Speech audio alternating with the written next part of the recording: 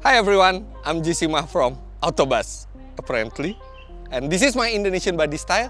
But today, I will review this car, the Mitsubishi Xpander Ultimate Automatic Transmission.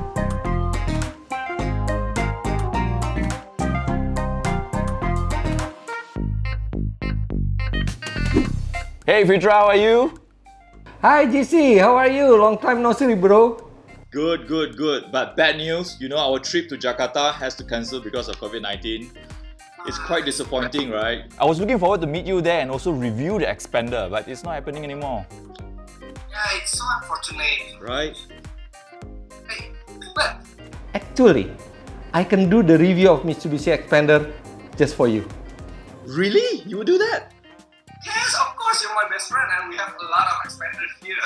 That might actually work. Thanks so much, bro. No problem. Next time you do the review for Auto Driver, but this time I'll do the review for you. Ken, thanks so much. Cool. No problem. Now you know I'm not the real Jisima. I'm actually Fitra Eri from Indonesia. I work for Auto Driver, the media that review new cars in Indonesia. And today I will help my colleague GC to review this car, the Mitsubishi Xpander, that about to enter Malaysian market. A bit history about Mitsubishi Xpander. So while you don't have Xpander yet in Malaysia, in Indonesia this car has been around for about 3 years. So they introduced this model on 2016 and the next year they produce it and sell it and got instant hit. At that time, people who wants this car has to wait for about 7 to 8 months. It was a huge success and still has a very strong sales figures until now. There are several reasons why Xpander is so popular. First is its look. By far, this is the most aggressive and futuristic looking MPV at that time it was launched. The shape of the body is very similar to the XM concept which it is based from. The second one is the comfort level of this car. Never before the low MPV customers get a smooth ride like Xpander gave them. It is very comfortable that you'll feel like you are being in a medium-sized MPV. And while it is very smooth and comfortable, the handling level of this car also very acceptable. That's because the rear suspension technology of this car was coming straight from the Mitsubishi Lancer Evolution 10. Sadly, there's no Lancer Evolution engine here, just a normal 1.5 liter 4-cylinder unit that delivered 104 horsepower and 141 Newton meters of torque. Those power and torque is delivered to the front wheel using a 4-speed automatic gearbox. So no turbo here, no abundance of power here, just a regular 1.5 liter engine.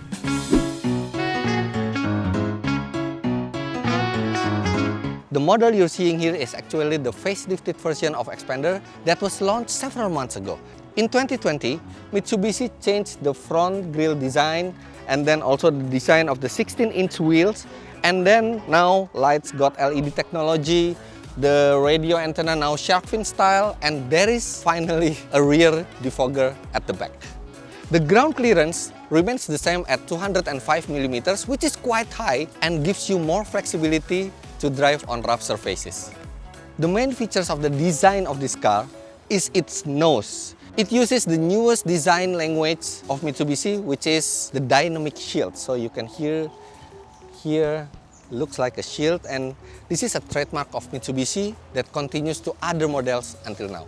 The main headlights is not actually here, but here. But Mitsubishi needs this fin-shaped light to boost their futuristic looks, so they put the LED DRL here and makes it more futuristic. Clever, right? The rear of this car, to be honest, not as dramatic as the front, but it's still pretty decent and not bad at all. But we don't think that it can match the front styling perfectly. Overall, the Mitsubishi Xpander is a really nice car to look at and brings the design of the low MPV to the next level.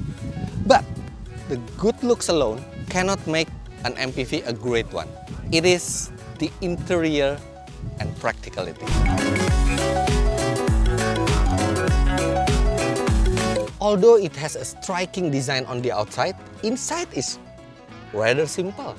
just a simple design with basic items that you would expect from a low MPV.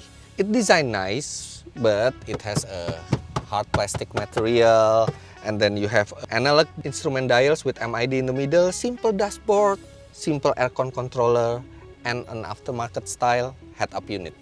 So nothing special here, but yes, you get a quite comfortable seat. It's ergonomic, and you can adjust the steering wheel tilt and telescopic, so it is nice. Sitting position is spot on and not too low and not too high, just nice. I think this is the most ergonomic sitting position on its class, and it has plenty of storages too. You get one here, and then on the above, and then in the middle, and then here also you get a quite large compartment, and also on the door. But one annoying thing is, in Indonesia, the highest spec Xpander, the ultimate one, gets a beige color seat, which is really easy to get dirty over time. Why don't you get a black one? It's simple. On the second row, you also get a very comfortable seat, which is nice. It's a little bit soft, and then you have a reclining adjustment here, and then you can move the seat forward to make up some room behind, or you can move it fully backward if you hate people behind you. With this seat fully backward, you can see that I still have a nice leg room. This is my normal driving position. I'm 1.77 meters of height and have no problem at all sitting in the second row. The headroom is huge, really huge. You also get a nice armrest here. It has also the air conditioning ventilation here, and you can adjust the fan speed, so it's really nice for a long journey. Sadly, you cannot find any USB ports or 12-volt sockets here, so you cannot charge your gadget while you're sitting in the back. Why, Mitsubishi? Why? We need those kind of slots and chargers here. And now I'm going to move to the back to see if it can accommodate people like me. You see, to fold the middle seat is really easy, just one touch, and then it can tumble here. Now this is the most relaxed position. If you sit on the third row, I have no problem with the headroom. The legroom is pretty tight here. So I would say that this is okay for people like me to sit on the third row, but not for a long journey. But if your height is below 1.6 meter, then it's okay, it's quite comfortable, and it has 3-point seat belts also. Not the nicest place to be, but it's still okay, as long as you're not above 1.6 meter. Now let's look at the boot. And as you can see, there's not much space here left, but it still can accommodate medium-sized luggage or your handbag. But like any MPV, you can fold the rear seat really easy. And you can also fold the second row seat. The mechanism is easy, and you get a very large space when you fold both rows. And now, let's jump into the cockpit and go to see how Xpander feels on the road. And Mitsubishi has equipped this car with the smart keyless entry, so you don't have to turn the ignition key, just push the button here. Now we're set to go.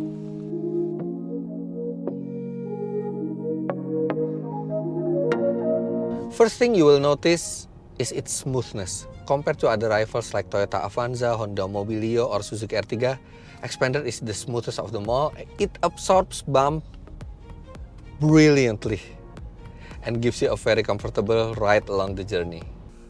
So yes, it's comfortable, but it also sits very high at 205 millimeters of ground clearance. So it must be very bad to handle, right? Well, not really. Okay. You still feel body rolls, but it still handles really well and gives you confidence even at high speed. Of course, it will tackle corner much better if Mitsubishi installed the hard suspension for this vehicle. But to be honest, who will do a time attack style driving in an MPV? And now, let's talk about engine performance. The power and torque figures are not great, and it reflects on the acceleration time. For the automatic transmission model, 0 to 100 takes about 14 seconds. 13.7 seconds to be exact, and it's not fast. But if you're driving alone or there's two of you here and driving in normal traffic condition, you don't have to worry because the power delivery not only is smooth, but it's nice. If you put 7 people inside and go to Genting Highlands, then you will feel the car is underpowered. But the good news is, this engine is really economical. In Jakarta, we tested this car in 2 conditions. City driving with average speed of 22 kilometers an hour and highway driving with average speed of 90 kilometers an hour. In city driving, we measure this car can give you 12.1 kilometers for a liter of petrol. That's really good. And in highway driving, this car can give you 18.9 kilometers for a liter of fuel. That's very good for MPV this size. Overall, Xpander is a really nice looking MPV and it is very comfortable even for long journey. And combined with the great coverage of Mitsubishi after sales outlets in Indonesia, Xpander is very well received here and give its competitors a really hard time.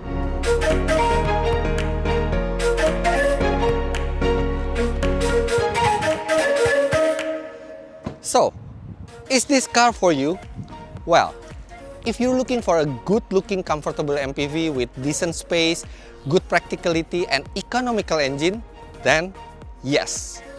But if you're after speed, acceleration, or sharp handling, then no. If you want to find out more about the Mitsubishi Xpander, do log on to autobus.my.